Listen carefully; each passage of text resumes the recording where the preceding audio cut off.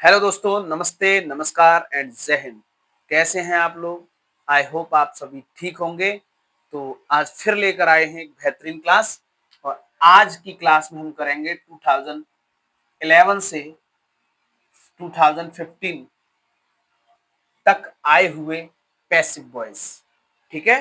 तो तैयार हो जाएं कलम और कॉपी को लेकर। पहला सेंटेंस है who beat you. Who beat you. प्यारे बच्चों ध्यान रखिए, ये 2011 में आया हुआ पैसिव है। ठीक है? आज की क्लास बहुत ही इंपॉर्टेंट है। देखो, हमेशा ध्यान रखना, पेपर बनता है, पेपर हमेशा पुराने पैटर्न पर बनता है। भले ही क्वेश्चन वो ना आए, लेकिन क्वेश्चन का जो तरीका होता है, क्वेश्चन आने का जो तरीका होता है, कॉन्सेप्ट होते हैं, वही होते हैं। ठीक है? तो फर्स्ट क्वेश्चन आपके सामने 2011 का आया हुआ है। चलो इसको आंसर कैसे देंगे? प्यारे बच्चों, हु से स्टार्ट हुआ है तो फर्स्ट ऑफ ऑल आपको लगाना है बाय हु। ठीक है?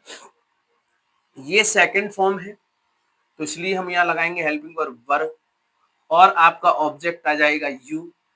थर्ड फॉर्म आ जाएगी beaten. By whom were you eaten. जिन स्टूडेंट्स का आंसर अगर ये आया है तो बिल्कुल करेक्ट है। ठीक है? हु बीट यू, इसका पैसिव ये होगा। चलिए अगला क्वेश्चन लेते हैं। सी wrote an interesting story. Question number 2 का आंसर फटाफट देखेंगे कितने बच्चे दे सकते हैं। देखो, सबसे पहले मैं आपको बता दूं, ये सब्जेक्ट है और ये पूरा ऑब्जेक्ट है। ये पूरा ऑब्जेक्ट आ जाएगा यहाँ, ये पूरा ऑब्जेक्ट आ जाएगा यहाँ। अब ऑब्जेक्ट के बाद आपको जरूरत होती है हेल्पिंग वर्ब की। सेकंड फॉर्म आया है, हम यहाँ क्या लगाएंगे? वॉज। बात करते हैं थर्ड फॉर्म की, तो राइट का थर्ड फॉर्म होता है प्यारे बच्चों रिटन। देन बाई लगाते हैं और उसके बाद सब्जेक्ट। जो जो ये जो सी है इधर जाकर हो जाएगा हर। जिन विद्यार्थियों का अगर ये आंसर आया है तो बिल्कुल करेक्ट है। ठीक? और मैं आपको बता दूं, ये भी 2011 में आया हुआ प्रश्न है। क्वेश्चन नंबर थर्ड लीजिए। He is calling me. He is calling me. बहुत ही इजी, मैं कहूंगा बहुत ही सबसे ज्यादा सरल सेंटेंस ये दिया हुआ है 2011 का, ये भी है। कैसे बनाएंगे? सबसे पहले मी को आई में कन्वर्ट करेंगे, ऑब्जेक्ट बना लेंगे, या ऑब्जेक्ट को सब्जेक्ट बना लेंगे। उसके बाद यहाँ हो जाएगा एम बी और उसके बाद कॉलिंग का थर्ड फॉर्म प्यारे बच्चों आ जाएगा कॉल्ड और उसके बाद बाई और ही बदल जाएगा हिम। तो ये रहा आपके पैसिव का आंसर। ठीक है? फटाफट नोट करिए। चलते हैं हम अगले प्रश्न की तरफ।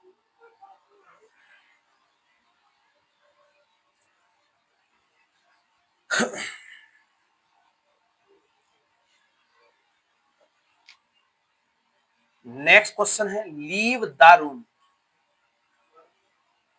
प्यारे बच्चों, ये जो प्रश्न है 2012 के क्वेश्चन पेपर में आया हुआ है। ठीक है? मैंने आपको पहले कहा है हम 11 से लेकर 15 तक के जो इंपॉर्टेंट पैसिव वॉइस है उनको डिस्कस करेंगे। तो ये प्रश्न 2012 का है, बहुत ही सरल। सबसे पहले हम पहचान लेंगे ये एक इंपेरेटिव सेंटेंस है।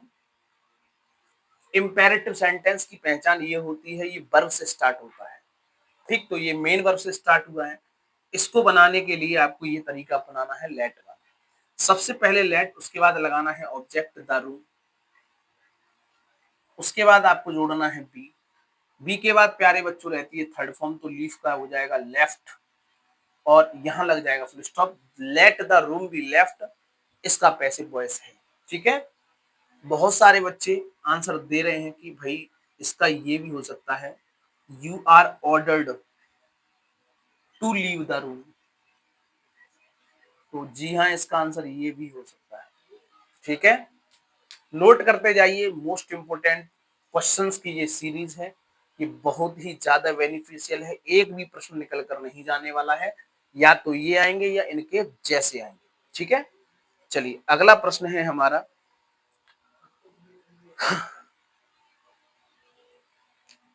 they will finish their work by tomorrow. They will finish their work by tomorrow।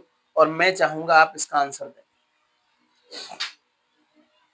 2012 का ये है प्रश्न, ठीक है, 2012 में आया हुआ है। सबसे पहले हम समझ लें ये सब्जेक्ट है और इसका ये ऑब्जेक्ट है, तो देयर वर्क को आप ले आएंगे यहां, और फ्यूचर इंडेफिनिट में आया है तो विल का बदल जाएगा विल बी, ठीक है। और बात करते हैं फिनिश का, फिनिश का हो जाएगा थर्ड फॉर्म फिनिश्ड। और ये बाय टुमारो प्यारे बच्चों अदर वर्ड में हम यहाँ थर्ड फॉर्म के बाद रख देंगे, और बाय सब्जेक्ट से पहले लगता है इसलिए एक और बाई आएगा और दे बदल जाएगा देम। तो ये रहा इस प्रश्न का उत्तर, ठीक है, बहुत ही सरल वे में। जितने बच्चे इस क्लास को देख रहे हैं वो लाइक जरूर करें और ज्यादा से ज्यादा शेयर करें ताकि ये क्लास जरूरतमंद बच्चों तक पहुंच पाए, ठीक है। चलो अगला प्रश्न मैं आपके सामने लेकर आ रहा हूं। People always admire the freedom fighter.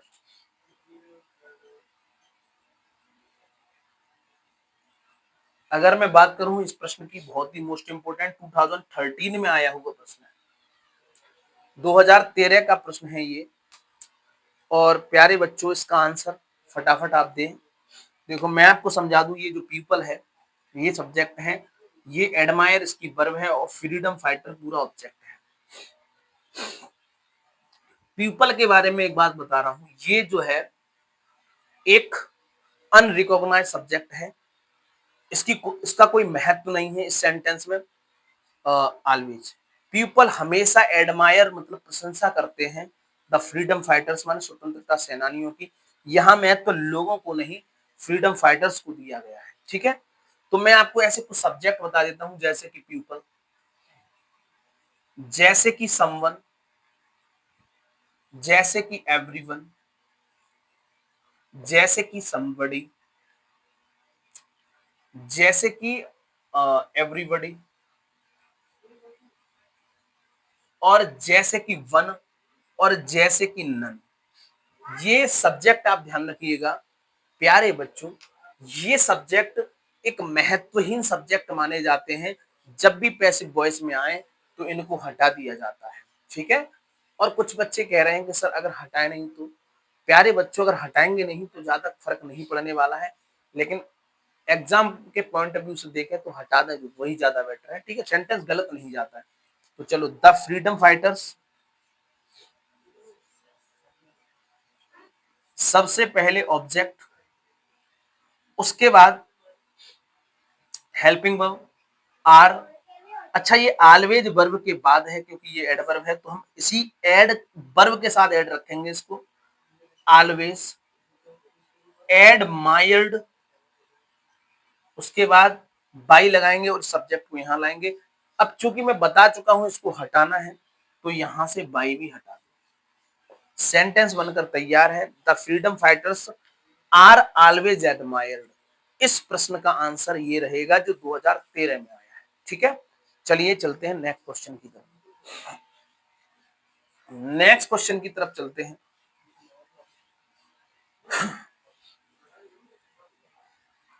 Note करते जाइए।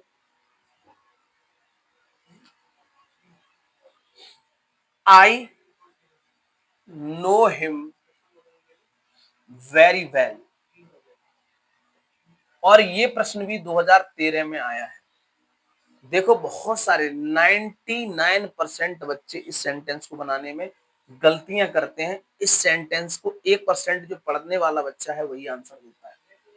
तो देखो सबसे पहले इसका ऑब्जेक्ट यहाँ सब्जेक्ट बन जाएगा ही, टेंस प्रेजेंट इंडेफिनिट है तो आपको लगाना है इज। उसके बाद नो का थर्ड फॉर्म प्यारे बच्चों रहेगा नॉन, ठीक है।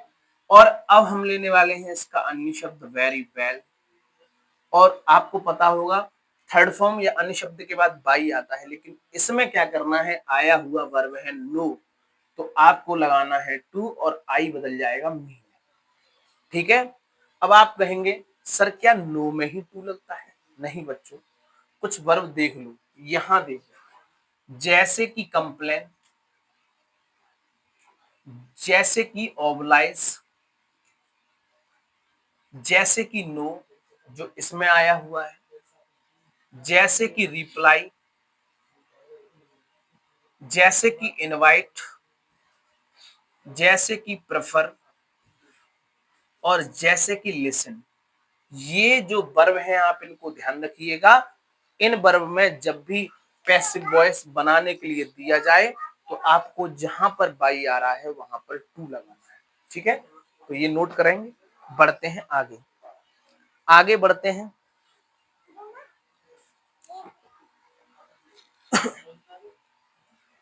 नोट करते जाइए। ठीक है, अगला प्रश्न है हमारा, ही टीच मी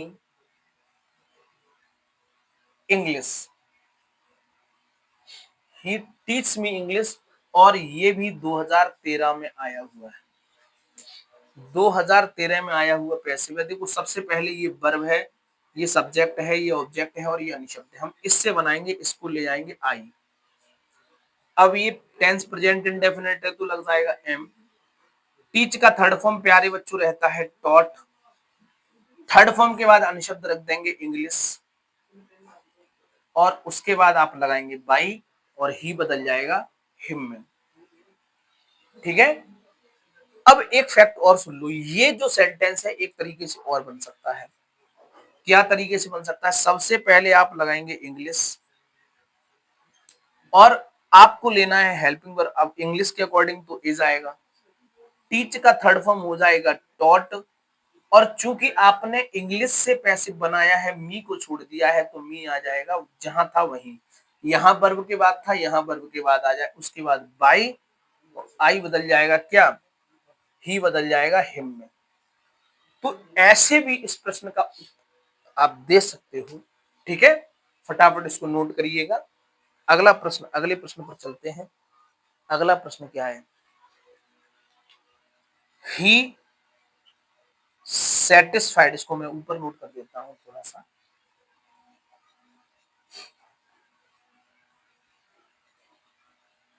ही सेटिस्फाइड एवरीबॉडी। इसका पैसिव, इसका पैसिव बनाना है, और मैं बता दूं ये 2014 में आया हुआ प्रश्न है। 2014 में आया हुआ प्रश्न है, 2014 का प्रश्न है। बहुत मोस्ट इंपोर्टेंट है। मैं बताऊं इसको 99% बच्चे गलत करेंगे, केवल 1% जो पढ़ने वाला बच्चा है वही इसको सही करेगा। देखो सबसे पहले आपको लगाना है एवरीबॉडी। चलिए, अब कुछ बच्चे कह रहे हैं सर आप अभी बोल रहे थे एवरीबॉडी को तो हटाना है। बिल्कुल, अगर आगे से पीछे जाएगा, सुनो मेरी बात, अगर आगे से पीछे जाएगा, सब्जेक्ट से ऑब्जेक्ट बनेगा तो हटा दीजिएगा, अगर ऑब्जेक्ट से सब्जेक्ट बनता है तो नहीं हटता है। ठीक है। अब ये सेकंड फॉर्म है तो यहां आ जाएगा वॉस। सेटिस्फाइड, ठीक है। अब बात करते हैं सेटिस्फाइड के साथ। प्यारे बच्चों, जैसे नो के साथ आपने टू ध्यान रखा था,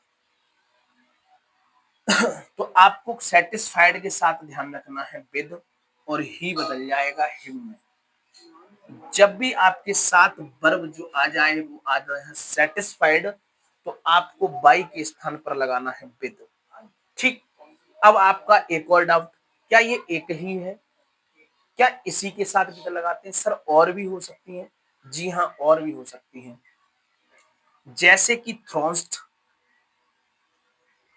satisfied, line, pleased, डिसग्यूज्ड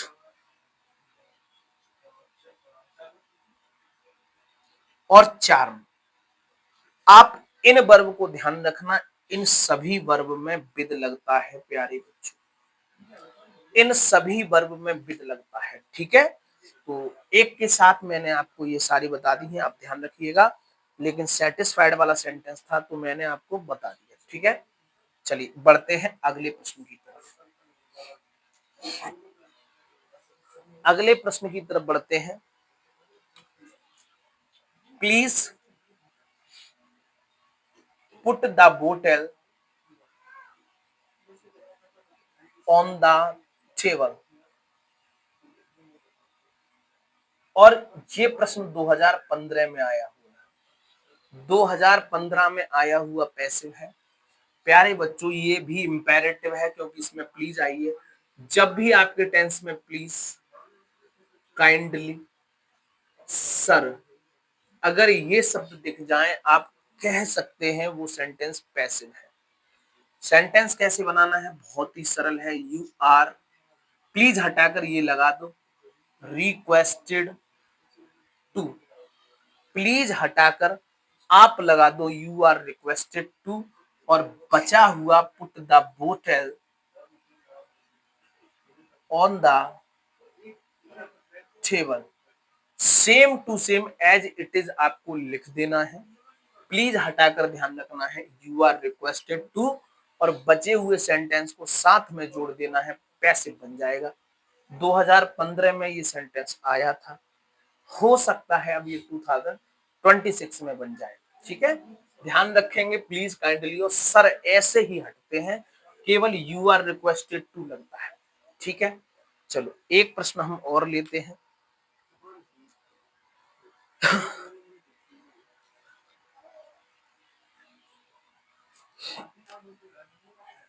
did Ram